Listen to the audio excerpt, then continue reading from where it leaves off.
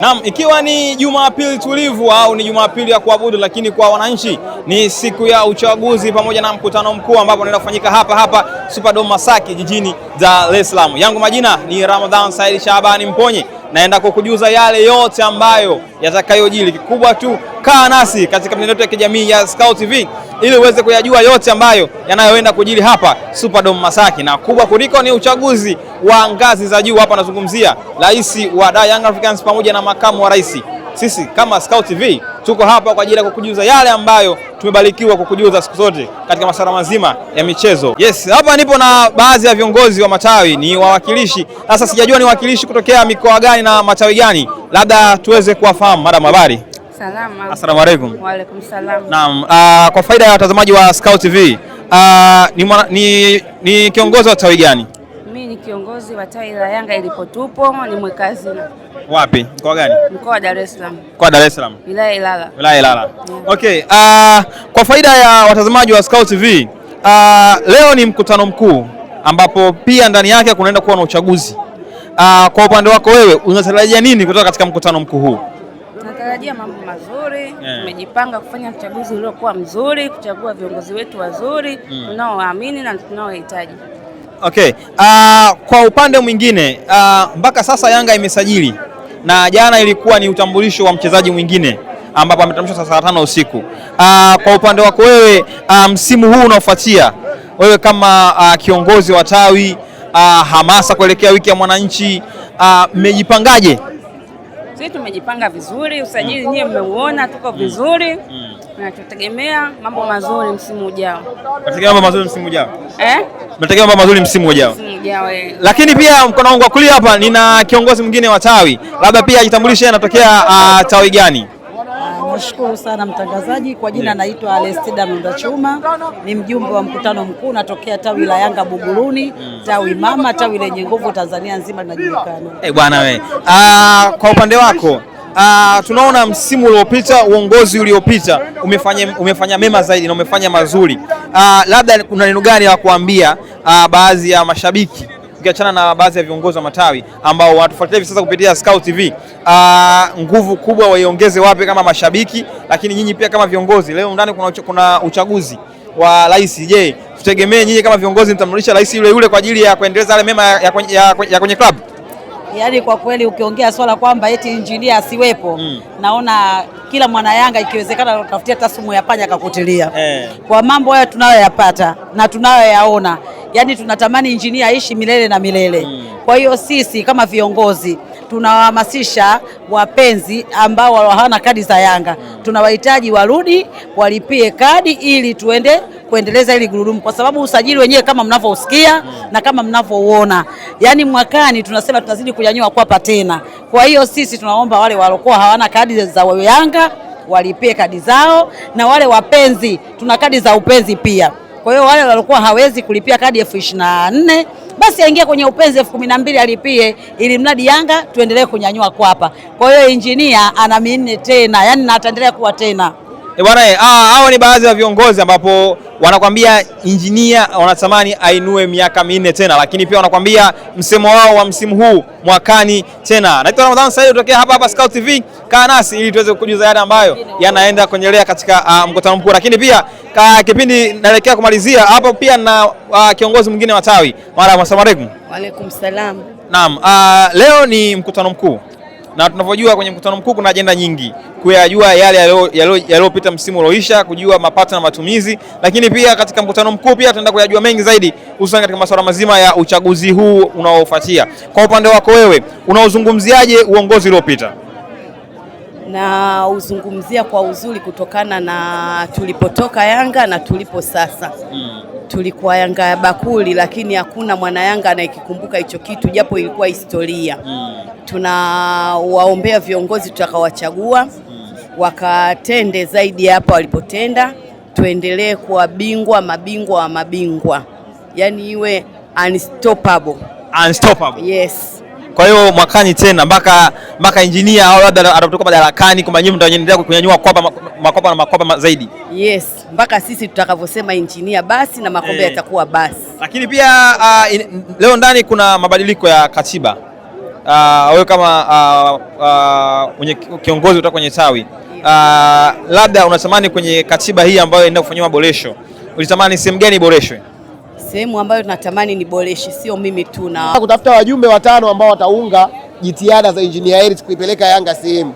Wamemaliza muda wao, wengine wakiomba ridhaa kurudi na wengine wakiwa wapya wakiomba ridhaa tuwaweke kwenda kuipeleka Yanga kimataifa na kitaifa zaidi kwenda mbele. Kwa hiyo ni mkutano ambao nategemea uishe kwa amani, wote kukubaliana, kwa sababu mwisho wa siku katika wagombea 16 wanatafutwa 5, lazima kuna 11 jioni ya leo wataondoka wamekosa nafasi ya ujumbe.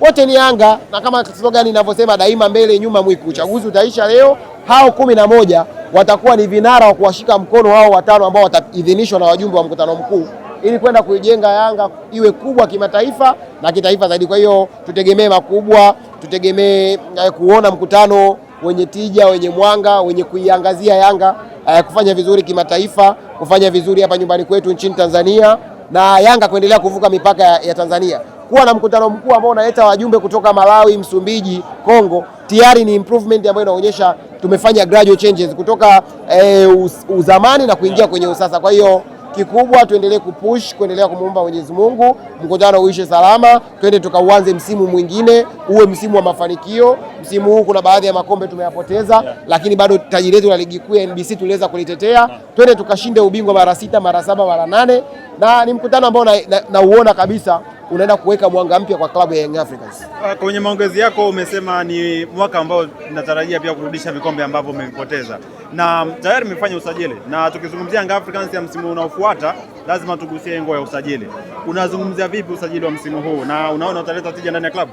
Of course ni usajili mzuri, angalia aina ya wachezaji waliosajiliwa. Mfano muangalie namba 6 middle ya ball, terminator wa ball, transformer. Freddy Duval Ngoma ni mchezaji mkubwa, amecheza kwenye timu yake ya Stade nini ile timu. Nimeona highlight walikuwa wanacheza mechi moja na Berkane. What a player. Yes. Kama hata logo hapa Kariakoo, kama hata kutana na mazongzong ya Kariakoo, namuona akienda kufanya mambo makubwa sana kwenye mpira wa Tanzania. Ni Khalid Aucho mwingine kwenye ligi yetu. Wanasema ni kiungo wa chini uwezo wa juu. Hata kidogo tumuone. Kuna Albert Kangwanda, kuna Ibrahim Chekture, wote wale wachezaji wazuri. Yes, tukizungumzia pia Young Africans tunataja eneo la ushambuliaji ambalo kwa namna moja ama nyingine mlikuwa mna changamoto msimu uliopita, lakini namuona ndani ya nyumba yupo Peter Shalulile. Una matumaini naye gani kwa Peter Shalulile, hasa ukizingatia uwezo wake, lakini pia klabu ambazo amezipita ikiwemo Mamelodi Sundowns, moja kati ya klabu kubwa sana barani Afrika? Peter Shalulile ni proven player, yani sihitaji mimi kuanza kukaa kukuelezea ubora na uhodari wa Peter Shalulile. Miguu yake imezungumza kwenye ligi kuu ya South Africa, top scorer mara 3 mfululizo. Haijawahi kutokea ligi ya South Africa kuhold top scorer kwa miaka 3 mfululizo au misimu 3 mfululizo. Daraja lake hata utambulisho wake nadhani umeona. Nadhani Peter Shalulile ndio usajili ambao mkubwa kuliko usajili wote kwenye soka la nchi tokea limeumbwa. Kwa hiyo ni swala la muda kumuona kuja kuonyesha kitu kwenye kocha ya Young Africans. Ukiwa na mtu kama Peter Shalulile tayari wewe bidhaa yako unaenda kuiuza sokoni. Kwa hiyo kikubwa tumpe muda atapokuja hapa nchini Tanzania kwa ajili ya kusakata kandanda, na iona Young Africans ya magoli mengi. Uzuri pre-season hii tumeanza ku make statement. Zile 7-7 haziji kwa bahati mbaya. Na kama unadhani timu yako haiwezi kufungwa 7 na Young Africans, wameonewa Kigamboni United, wameonewa Magereza, leta timu yako iwe kipimo cha kuona usajili wa Young Africans umeclick au hujaclick. Kwa namna moja ama nyingine tumeshizungumzia kuhusiana na swala la Simba pamoja na mechi yenu ambayo inafuata Ngao ya Jamii. Ni moja kati ya mchezo ambao unatazamwa na mashabiki wengi sana duniani. Wewe kwa namna moja ama nyingine huiogopi na hauna wasiwasi na Simba ya msimu huu? Kwa sababu ukijaribu kuangalia Simba ya mzunguko wa pili ilikuwa ni Simba bora kuliko Young Africans. Wewe hii haikupi wasiwasi kidogo? Kwanza nikutoe wasiwasi, na Young Africans ndio timu pekee yake Tanzania ambayo imecheza mechi nyingi za dabi ya Kariakoo kwenye Ngao ya Jamii. Wakati Simba ana dominate mpira wa nchi hii, kuna kipindi alikuwa anacheza Ngao ya Jamii na Azam. Kuna kipindi ilifika mpaka anacheza Ngao ya Jamii na Namungo. Lakini tokea Young Africans imeanza kushinda makombe, kila msimu wewe Ngao ya Jamii kombe linakuja uwanjani. Ni Young Africans versus nani?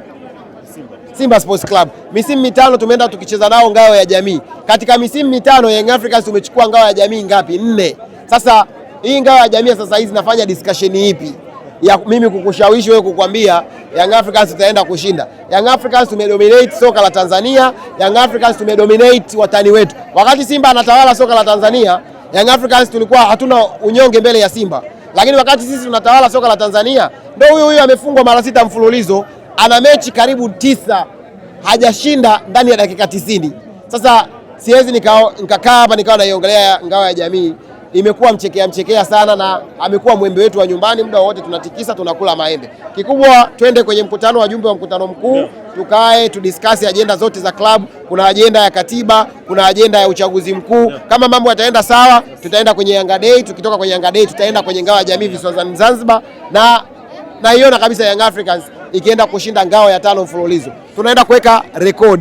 Inaweza kawa sio mfululizo, lakini katika miaka 6 Young Africans tunakuwa timu ya kwanza kuchukua ngao mara 5 mfululizo, kitu ambacho Simba hawajafanya, kitu ambacho Young Africans tunakiweka kipya kwenye soka la Tanzania. Labda kwa kumalizia kabisa, Kevo, moja kati ya mtu ambaye anafuatilia Young Africans kwa ukaribu sana ni wewe. Ukiambiwa utoe asilimia ya uongozi uliopita, then leo mnaenda kufanya uchaguzi mwingine, utatoa asilimia ngapi kwa kazi kubwa ambayo wameifanya na kwa mambo ambayo wameifanyia klabu? Uongozi wa Young Africans unaomaliza muda wake, nikiwa na maana ya kamati tendaji ile ya wajumbe, kwa sababu mtu kama Engineer Harris bado yupo, mtu kama Arafat